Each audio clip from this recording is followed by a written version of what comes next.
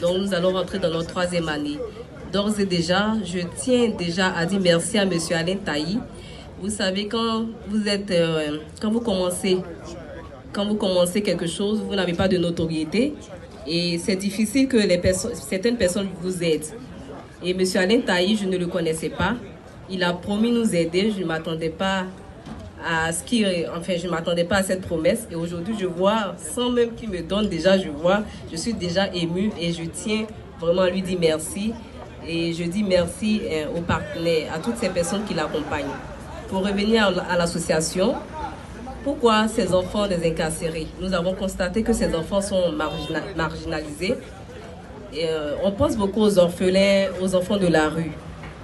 Nombreux sont les personnes qui ne se posent pas la question de savoir que les enfants parmi ces enfants de la rue, il y a les enfants des incarcérés.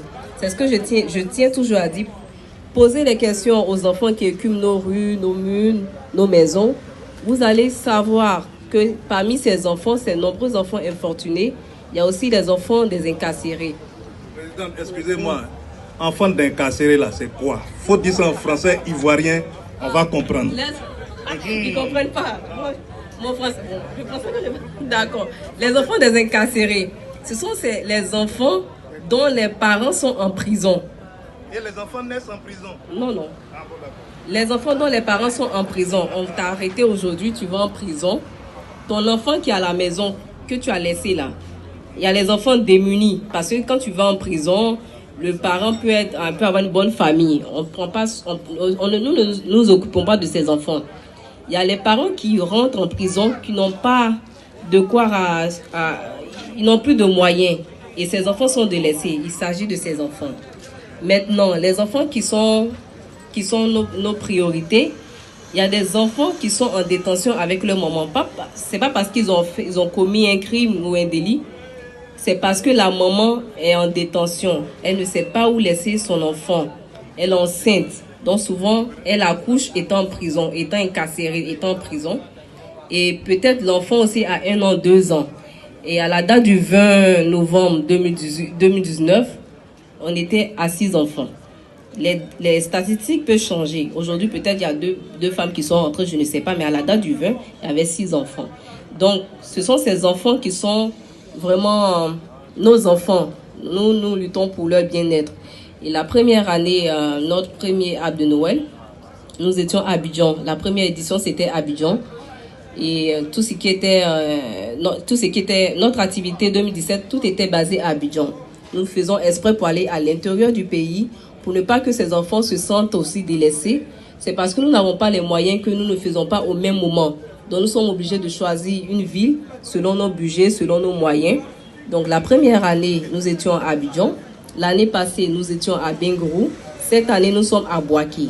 À Boaké, la récente activité, nous avons scolarisé les enfants. Vous allez voir si vous partez sur notre page Facebook Fondation Elika Yao, vous allez voir nos activités. C'est vrai, on ne met pas tout. Parce que c'est pas intéressant d'entendre que son papa est en prison. C'est parce qu'il faut montrer en espérant trouver des donateurs que nous mettons sur Facebook. Sinon, en temps normal, ce ne sont pas des choses de gloire qu'on doit montrer sur Facebook. Et je veux ajouter que c'est vrai que nous ciblons une ville. Nous sommes à Boaké 7, mais nous n'oublions pas les enfants d'Abidjan, de l'intérieur d'Abengrou. Comme je le dis, tout dépend de nos moyens, tout dépend des budgets. Je prends un exemple terre à terre. Si aujourd'hui nous avons eu 50 cadeaux et que nous avons 50 enfants, nous allons privilégier les enfants de Boaké. Mais si nous avons 200 cadeaux, 300 kits scolaires et que nous avons seulement 50 enfants à Boaké, évidemment nous allons donner 50 kits et le reste nous allons partager à l'intérieur de la ville, et y compris à Abidjan. Abidjan, nous ne pouvons pas les laisser tomber parce qu'à Abidjan, les enfants sont nombreux. Donc voici ainsi présenté la Fondation Elika Yao. Pourquoi Fondation Elika Yao? C'est pas intéressant de dire enfants de prisonniers, c'est péjoratif. Donc il fallait donner un nom. Elika Yao, c'est moi, je suis comme leur mère et toutes celles qui m'accompagnent sont leur tata, leur maman, leur mémé. Vraiment merci à vous. Et puis s'il y a des questions, nous sommes là. Quand je vais recevoir les dons, là, je vais encore lui dire merci. Je n'ai pas encore reçu, j'ai vu. Donc déjà, merci. Et puis j'attends le merci final. Merci.